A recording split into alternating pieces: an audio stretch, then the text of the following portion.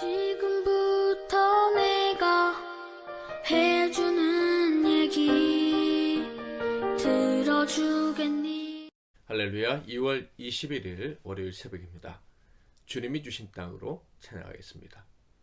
주님이 주신 땅으로 한 걸음씩 나아갈 때에 수많은 적들과 견고한 성이 나를 두렵게 하지만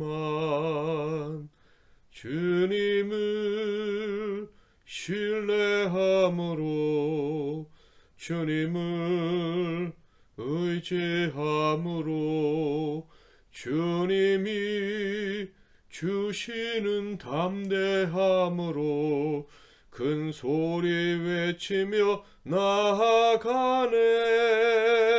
이 산지를 내게 주소서. 그날에 주께서 말씀하신 이제 내가 주님의 이름으로 그 땅을 취하리니 이 산지를 내게 주소서. 그날에 주께서 말씀하신 이제 내가 주님의 이름으로 그 땅을 취하리니.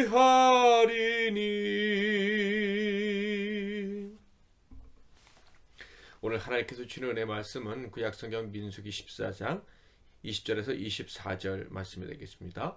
민수기 14장 20절에서 24절 말씀을 봉독해 드리겠습니다. 여호와께서 이르시되 내가 내 말대로 사노라. 그러나 진실로 내가 살아있는 것과 여호와의 영광이 온 세계에 충만한 것을 두고 맹세하노니 내 영광과 애굽과 광야에서 행한 내 이적을 보고서도 이같이 10번이나 나를 시험하고 내 목소리를 청종하지 아니한 그 사람들은 내가 그들의 조상들에게 맹세한 땅을 결단코 보지 못할 것이요 또 나를 멸시하는 사람은 한 사람도 그것을 보지 못하리라. 그러나 내 종 갈렙은 그 마음이 그들과 달라서 나를 온전히 따랐은즉 그가 갔던 땅으로 내가 그를 인도하여 드리리니 그의 자손이 그 땅을 차지하리라. 아멘. 오늘은 그 마음이 그들과 달라서, 그 마음이 그들과 달라서라는 제목으로 하나님 말씀을 상고하겠습니다. 하나님께서는 아브라함에게 약속하셨죠. 그의 후손이 하늘의 별과 같이 많아질 것이다 라고. 그런데 애굽에서의 430년의 기간을 통과해야 될 것이다 라는 말씀을 하셨습니다. 하나님은 왜 애굽에서 이스라엘 백성들이 430년을 보내야만 하도록 하셨을까요? 그 중에 특별히 말씀하신 것처럼 400년은 고난을 받도록 하셨습니다. 이에 관해서 여러 가지 이유를 생각할 수 있을 거예요.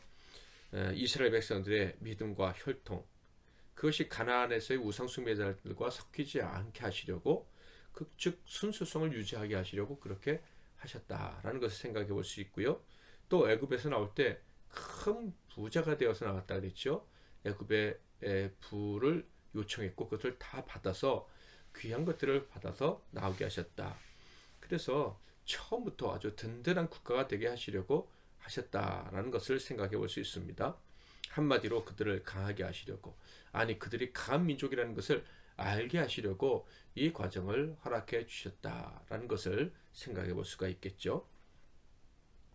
또 한편으로는 이런 생각도 하게 됩니다. 가나안 입성할 때 하나님께서 가나안 족속들을 다 몰아내려고 하셨죠. 그 이유는 가나안 족속들이 우상 숭배자들, 가증 그들을 섬기는 행위를 하는 자들이었기 때문이었습니다. 이를 통해서 하나님은 하나님이 세우실 나라, 그 거룩한 나라는 정결함이 특징이 되는 나라가 되기를 원하셨다는 것을 알 수가 있어요. 그것도 아주 단번에 처음부터 정결한 나라가 되기를 원하셨다. 한 사람이 나라를 세우고 권력을 잡는다 하는 그런 고대의 과정들을 보면 많은 타협과 또 이 피들의 섞임, 뭐 이런 것들이 있어야 된다는 것을 알고 있습니다. 그러나 이스라엘 백성들이 세우는 나라는 섞이지 않은 피, 섞이지 않은 믿음으로 타협 없이 단번에 세워지게 하시려고 하나님이 그들을 가나안 땅 밖에서 준비시키신 것 아닌가라는 것을 생각해 볼 수 있다라는 것이죠. 하나님을 향해서 변화없는 마음을 가진 자들이 완전한 하나님 나라를 세우기를 원하셔서 애굽에서 430년을 보내게 하셨다라고 생각할 수 있습니다. 이것이 하나님의 뜻이라는 것은 하나님이 가나안 땅을 향해 출발하는 이스라엘 백성들을 훈련시키시는 과정을 통해서도 알 수가 있어요. 하나님은요 그들의 마음을 훈련시키셨습니다. 수많은 기적들을 통해서 의지하시는 하나님 한 분밖에 없다는 것을 먼저 알게 하셨고요. 또 율법과 거룩을 위한 제사법들을 가르치심으로 말미암아 하나님 앞에 거룩하게 서야 된다 하는 것도 가르쳐 주셨습니다. 그러니까 마음과 육체가 변질되어서는 안 된다는 것, 흔들리지 말아야 되는 것을 가르치셨죠. 심지어 그 마음이 흔들릴 때 변질되었을 때는 무슨 징계를 내리기까지도 하셨습니다. 하나님께서는 이렇게 훈련을 통해서 교훈하셨고 그들의 마음이 하나님 앞에 서도록 계속해서 말씀해 주셨지만 안타깝게도 하나님께 그 마음을 온전히 드리지 못하는 사람들이 많았습니다. 마치 사랑하지도 않으면서 결혼 사역을 한 것 같은 사람들이 이스라엘 중에 많이 섞여 있었다 하는 거예요. 사랑하지 않으면서도 이익을 위해 정리학 결혼을 하면서 형식적으로 서약하는 사람들의 이야기를 우리는 많이 듣고 있습니다. 그래서 그 사람들은요, 이 갈등의 상황이 발생하기만 하면 본심을 드러냈죠. 사랑하지 않는 사람과 결혼한 사람이 이익이 나지 않으면 금방 배신할 수 있는 것처럼 이스라엘 사람들이 마음도 없이 하나님을 사랑한다고 하나님을 섬기겠다고 약속했다가 조금만 어려움을 당하게 되면 언제 우리가 하나님을 사랑했느냐 하면서 마음을 돌이켜버리는 배신해버리는 이런 일들이 많이 등장했다 하는 거예요. 이러한 이스라엘 백성들의 마음이 결정적으로 드러난 때가 바로 12정탐꾼이 40일간 가나안 땅을 정탐하고 돌아온 때였습니다. 40일이나 정탐했는데 한 사람도 적군에게 발각되거나 잡혀서 고통을 당한 사람이 없었습니다. 이것 역시도 하나님이 정말 이스라엘 백성들을 보호하시고 귀히 여기시는구나 하는 것을 보여주시는 확실한 증거들 중에 하나라고 생각을 합니다. 자, 그런데 그 12명의 무리 중에 정탐꾼 중에 무려 10명이나 보고를 엉터리로 하고 말았습니다. 하나님의 언약을 거짓말로 바꿔버리는 그런 보고서를 제출했다라는 거예요. 가나안 땅은 절대 정복할 수 없는 땅이고 그런 땅을 하나님께서 주시겠다고 하신 것을 보면 하나님은 거짓말쟁이다 이런 악한 말을 한 거예요. 이 말에 동의한 온 백성들은 밤새 울부짖었고요. 결국 하나님과 하나님이 세우신 자 모세를 대적하기에 이르렀습니다. 심지어 하나님 나라 백성됨을 포기하고 애굽 왕 바로를 섬기는 종의 자리로 돌아가겠다라고 선언하고 스스로 자기네들끼리 대표자를 세우고 돌아갈 채비까지 치렀다 하는 거예요. 그리고 이런 악을 제지하려는 모세와 여호수아 갈렙을 향해서 돌을 들어 치려고까지 했습니다. 그래서 결국 하나님이 개입하시게 되었죠. 하나님은 그들이 하나님을 멸시했고 하나님을 믿지 않았다고 책망하셨습니다.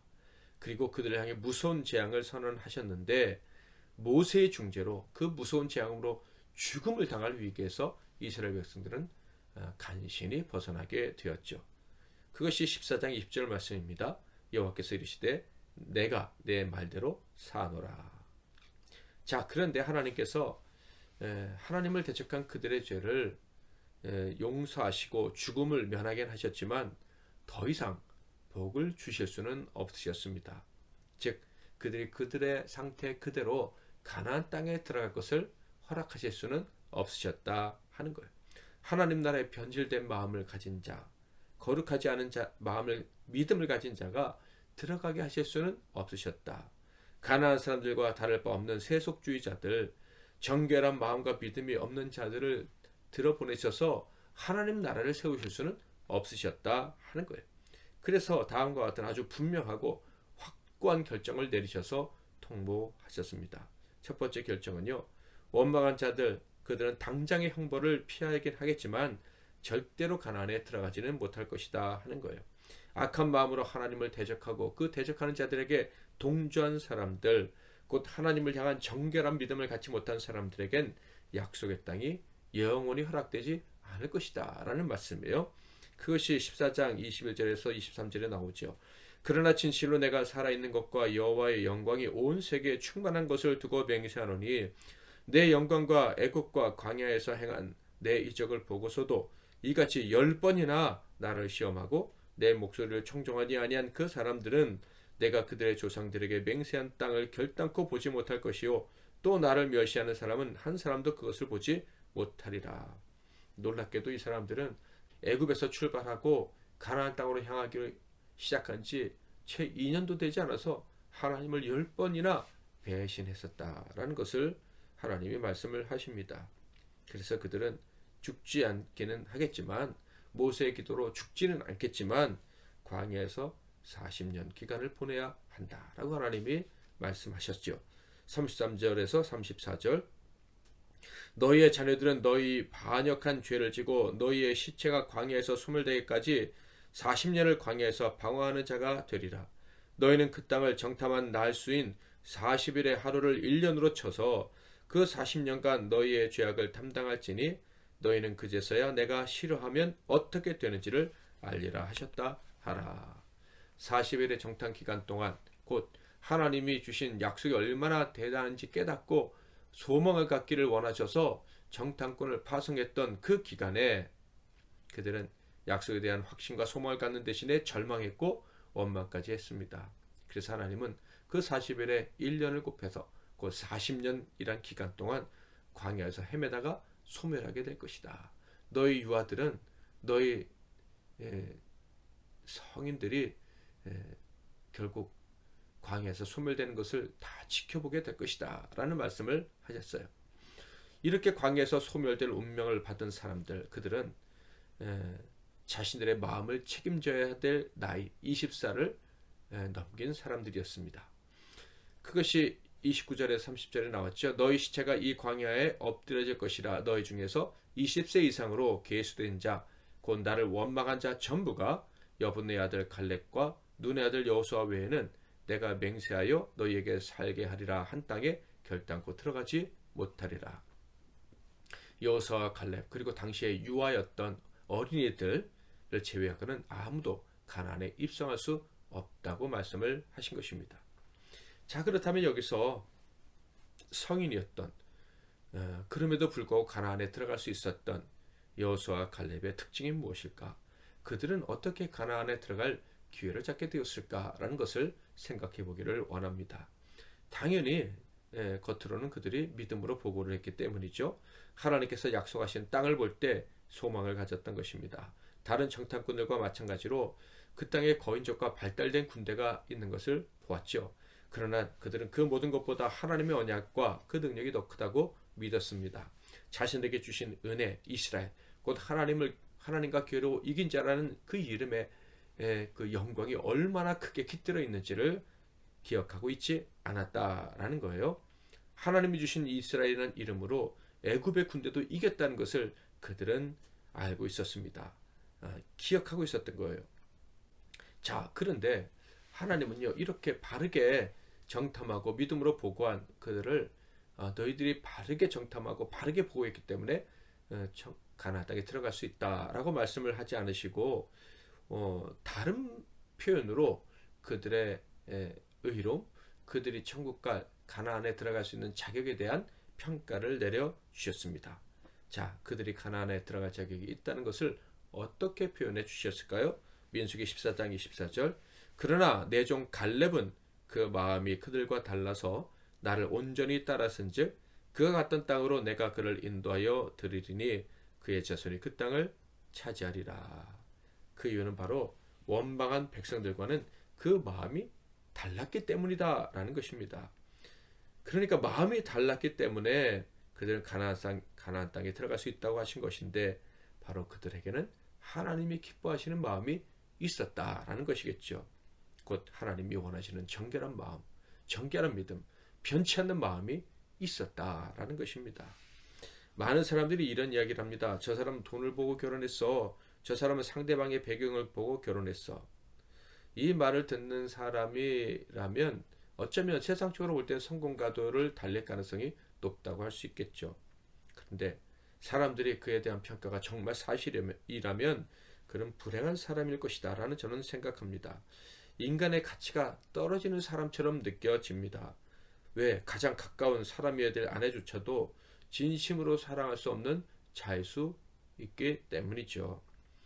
만약에 그런 사람이 남자라면 그의 아내는 참 불행할 것 같다라는 생각도 듭니다. 반대의 경우도 마찬가지겠죠. 뭐 당사자들은 우리는 아무 문제 없어요 라고 말할지 모르지만 제 생각엔 그들은 참으로 불행한 결혼 생활을 하는 그렇게 한 일생을 살다가 할 사람들인 거죠. 정말 많은 사람들이 사람답게 살려면 아내나 남편은 적어도 내 아내나 내 남편은 조건을 뛰어넘는 사랑을 할 수 있어야 하지 않을까. 당연히 그래야 할 것이다. 저는 그렇게 생각합니다. 그렇지 않다면 불행한 것이죠. 자, 한 사람을 사랑하려도 이렇게 사랑해야 되는데 하나님을 사랑하려면 어떻게 해야 될까요? 세상에 비할 바 없이 순전하시고 그 마음이 편치 않으시는 거룩한 하나님의 사랑을 받고 그분을 사랑하려면 어떻게 해야 될까요? 당연히 모든 조건을 뛰어넘는 완전한 사랑의 마음을 드릴 수 있어야 하지 않을까요? 어찌 하나님께 진심을 온 마음을 드리지 않고 그분을 사랑한다고 할 수가 있겠습니까? 쉽게 변할 수 있는 마음으로 어떻게 하나님과 영원히 함께하겠다고 말할 수 있겠습니까? 어찌 그런 마음으로 영원한 천국에 들어가서 하나님의 집에서 하나님과 동행하겠다라고 말할 수 있겠습니까? 꿈도 꿀 수 없는 것이죠. 여러분, 정말로 하나님과 영원히 함께할 수 있는 사람, 하나님의 신부된 자, 하나님을 사랑하는 자는 세상 사람과 달라야 됩니다. 마음이 달라야 합니다. 세상이 절대 빼앗을 수 없는 영원히 변치 않는 마음이 있어야 됩니다. 하나님을 그렇게 신뢰할 수 있어야 되고 하나님과 사람 앞에서 변치 않는 마음을 가진 사람이라고 증명할 수 있어야 하는 거예요. 저와 여러분에게는 그런 마음이 있습니까? 우리 MBC 하나님교회 성도들에게는 그 마음이 다 있는 줄 믿습니다. 그 마음을 가지고 평생 하나님을 섬기는, 그래서 멋지게 당당하게 영원한 천국에 들어갈 수 있는 저와 여러분이 다 되시기를 바라고요. 우리가 사랑하는 사람들에게도 그런 마음이 주어지는 은혜가 있기를 위해 기도하시기를 바랍니다. 오늘도 말씀 붙잡고 기도하시고 승리하시는 하루 되시기를 바랍니다. 제가 먼저 잠깐 기도하고 여러분 이어서 기도 제목들 하나님께 마음껏 간구하시고 하루를 살아가시기 바랍니다. 기도하겠습니다. 하나님 아버지, 이 시간에 말씀 듣고 머리 숙여 기도하는 이 복된 예배 자리에 나와 있는 이 종들에게 은혜를 주시되 너는 세상 사람들과 그 마음이 다르구나 라고 칭찬해 주시는 은혜를 허락해 주옵소서. 내가 그 칭찬을 받고 살아가고 있다는 것을 깨닫고 감격하는 은혜를 주시옵소서. 세상에 자랑할 만한 것은 없어도 내겐 변치 않는 마음이 있습니다. 어떻게 나에게 이런 마음을 주셨나 하는 것 때문에 감사하고 감격할 수 있는 그런 은혜를 주시옵소서. 세상 사람들이 볼 때 믿음이 연약한 것 같고 교회에서도 믿음이 연약한 자 같아도 그렇게 행위에 멋진 열매를 하나님께 맺어서 보여드리지 못해도 그래도 나는 마음이 편치 않습니다. 어떻게 나 같은 자에게 이런 마음을 주셨습니까? 하면서 그것 때문에 감사할 수 있는 우리 모두가 되게 하옵소서. 하나님께서 보실 때 그 마음이 정말 다르구나 라고 칭찬받을 수 있는 우리 모두가 되게 하옵소서. 오늘도 하나님만을 기쁘시게 드리는 마음으로 살려는 이 시간 머릿속에 모든 종들에게 하늘의 복을, 천성을 향해 당당히 달려갈 수 있는 복을, 세상을 이기는 복을 허락하옵소서. 예수 그리스도의 이름으로 기도하옵나이다. 아멘.